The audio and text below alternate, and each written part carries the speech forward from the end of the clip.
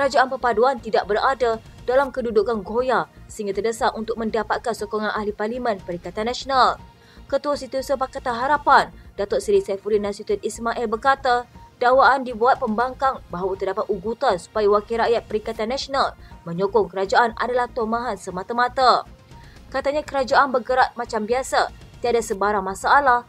Daripada sudut tahap sokongan yang ada sekarang pada kedudukan sangat meyakinkan. Ketika berlaku undian belanjawan 2024 di peringkat dasar, lulus dengan begitu sahaja dan berikutnya akan dibuat di peringkat jawatankuasa.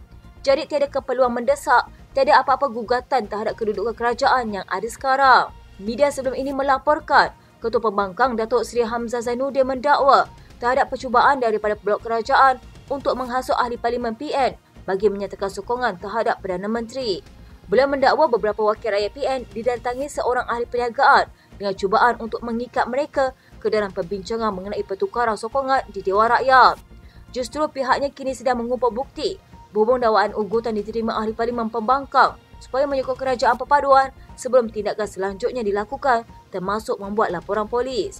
Saifuddin yang juga Menteri Dalam Negeri berkata, kerajaan amat mengalu-alukan apabila terdapat wakil rakyat PN menyatakan sokongan terhadap mereka, namun menafikan perkara itu berlaku disebabkan daripada ugutan.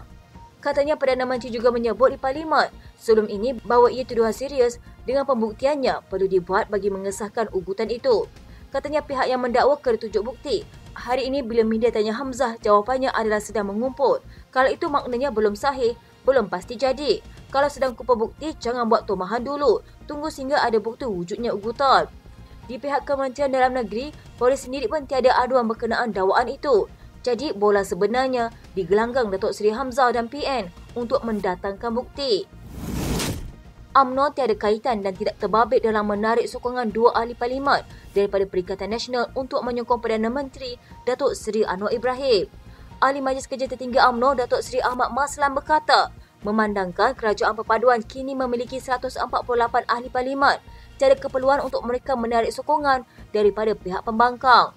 Beliau berkata tiada mana-mana pimpinan UMNO yang terbabit dalam memujuk ahli parlimen PN, walaupun Bersatu pernah menarik sokongan 16 ahli parlimen UMNO selepas pilihan raya umum 14 sebelum ini.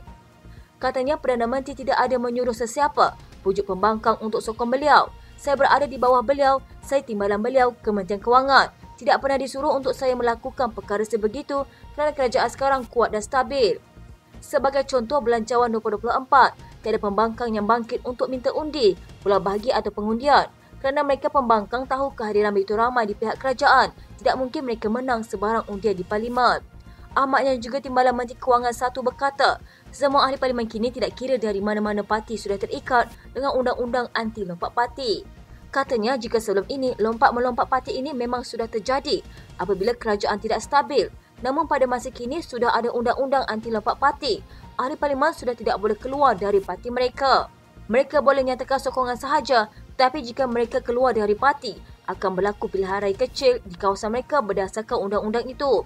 Apa yang berlaku pada Ahli Parlimen Kuala Kangsar, Datuk Iskandar Zulkarnain Abdul Khalid dan Labuan, Datuk Suhaili Abdul Rahman, mereka tidak keluar daripada Bersatu tetapi mereka nyatakan sokongan kepada Perdana Menteri. Isnin lalu, Suhaili dalam satu kenyataan menyatakan sokongannya kepada Anwar dan ia dibuat selepas mengambil kira semua permasalahan rakyat Labuan yang berdepan dengan kos sara hidup yang semakin tinggi serta gangguan bekalan air dan bekalan elektrik berterusan. Beliau adalah ahli parlimen kedua daripada PN yang bertindak sedemikian selepas Iskandar Zulkarnain yang melakukan perkara sama pada 12 Oktober lalu.